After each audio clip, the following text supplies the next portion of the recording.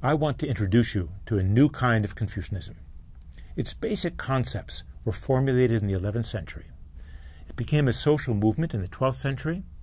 Among the literati, more on them in a moment, it was recognized by the court in the 13th century and became required reading for the civil service examinations in the 14th century. And I'll have more on those examinations in a moment too. And it remained there until 1905. Now, this new kind of Confucianism, we're going to refer to it as Neo-Confucianism, although it was first known to translate the Chinese term Daoxue as the learning of the way, meaning the way of the sages of antiquity, principally Confucius and Mencius, but definitely not Xunzi. Remember, Michael Puett talked about Xunzi. This Neo-Confucianism was one of a host of changes that took place over the course of 2 centuries, dividing the early imperial period of Han and Tang from the later imperial period of the Sung, Yuan, Ming, and Qing dynasties. Now, we could talk about Neo-Confucianism in purely philosophical terms by discussing its theory of human nature, by which they meant the moral nature endowed in all people equally, but not evident to us without learning. But as I said, Neo-Confucianism was also a social movement. It spread among a certain group of people, the literati. So my introduction to it will be given from an historian's point of view, seeing it as one of a series of transformations that affected all aspects of Chinese life.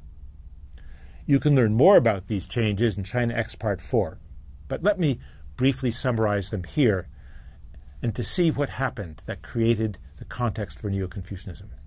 First, the Tang dynasty fell to rebellion and broke apart with 5 successive short-lived dynasties in the north, the 5 dynasties, and regional states in the south, the so-called 10 kingdoms. Not until 960 to 980 were north and south reunified, when the Sung dynasty brought it all together. Well, what were the immediate consequences of the fall of the Tang dynasty and the establishment of a new unity under the Sung? First, the oligarchy of aristocratic great clans came to an end. Rebels massacred them in their estates around the Tang capitals of Chang'an and Luoyang. And for the survivors, without the Tang system to keep their families in government, having aristocratic or great clan status became irrelevant. Second, the Sung dynasty needed a way to recruit officials to govern the country. Eventually, it settled on the Tang institution of written examinations. Now, in Tang, these examinations were meant to recruit men of literary skill for court offices and men who were deeply schooled in the Confucian classics. Now, Sung used the examinations to recruit the majority of its officials. There were only about 20,000 civil officials. And now, for the first time, it made the tests blind so that examiners could not know who the candidates were.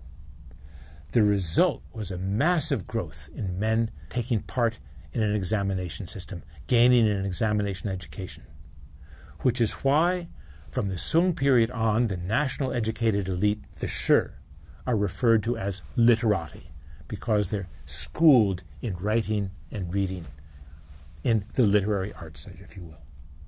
In fact, until the 1070s, the Sung examinations tested the ability to compose poetry, exactly the kind of poetry that Steve Owen was talking about. This meant there was a need for schools, which the government proceeded to found in every prefecture and county, and for reading materials which the new technology of woodblock printing helped provide at a low cost. In fact, the demand for schools was greater than the supply, and beginning in the 12th century, private academies were founded throughout the south. Third, the breakup of Tang also opened the way for the tribal peoples on the northern frontier, initially the Khitans and then the Tanguts, to set up their own empires and occupy parts of what had been Tang territory. The tribal peoples had learned state building from Tang, and between the 10th and 14th century, they conquered a large part, and for a century all of, Sung territory. What then would the unique identity of Chinese culture be when foreign people ruled large numbers, if not all, Chinese? Fourth, the Tang rebellions and the frontier problems encouraged the migration from the dry land farming areas of the north to the rice farming regions of the south. Between 750 and 1100, the population doubled from 50 million to 100 million, with the bulk of that growth taking place in southern China. So what, you can ask? Well, people need income to survive. Education is costly. The vast majority of men who competed in the civil services exams failed, yet their numbers kept increasing. After all, it was the best way to show that you were really a literatus, that you were a member of the literati, because you had that education, that common education. Where do they get the wealth to afford keeping their sons in school, sometimes for decades? The answer goes back to the 8th century crisis, when Tang needed to put down the rebellion of Anlu Shan, and it needed to find money quick. How do they get it? No surprise. They changed the tax system. Now, I'm not going to give you a full account here of the changes in that tax system. Watch China X for that. But the outcome was clear. Two outcomes I want to point to. The first was that land redistribution was shifted from the state to the private market, allowing people without official status to amass land holdings. The other was the unleashing of private commerce. In fact, the Sung received more revenue from commerce than from agricultural taxes for the first time in history. The result was a proliferation of wealthier families, particularly in the South, who could afford to have their sons spend years and decades in education. But remember, I said that few who tried passed the examinations. So what were they to do in the communities in which they lived? At worst, they sought to use their connections to increase their wealth at the expense of others. But at best, and we have lots of examples of this, they joined with other literati families in taking the lead to aid their communities, organizing relief in famine years, defense against banditry, supporting schools and religious institutions, and trying to hold their families together as models of practicing mutual respect and aid.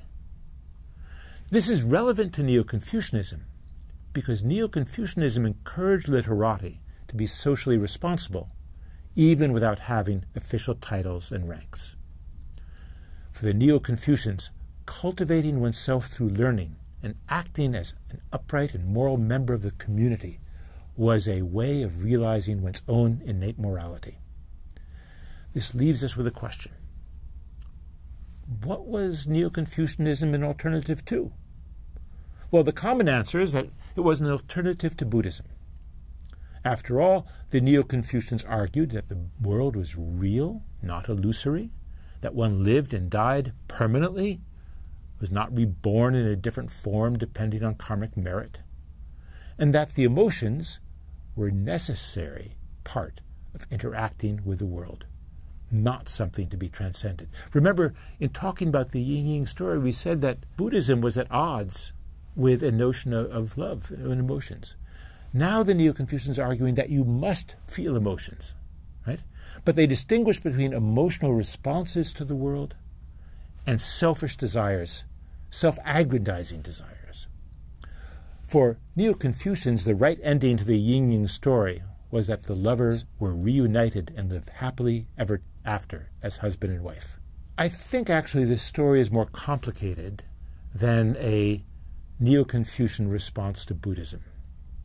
First, Neo-Confucians objected to the idea that literature and cultural accomplishment was what made one a worthy person, that these were the basis for being a literatus.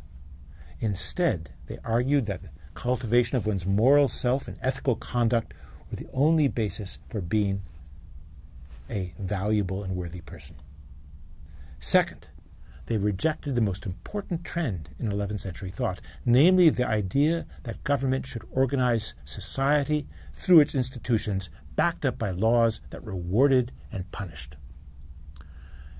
The Neo-Confucians had a vision of local communities led by men who did the right thing because it was the right thing to do, not for reward or to avoid punishment. In other words, they rejected the idea of expanding government to benefit society expanding government's control over the economy, expanding government's control over culture. The success of Neo-Confucianism would remain an obstacle to all efforts to expand the role of government in society and the economy into the 20th century. Now, let's look at what the Neo-Confucians had to say.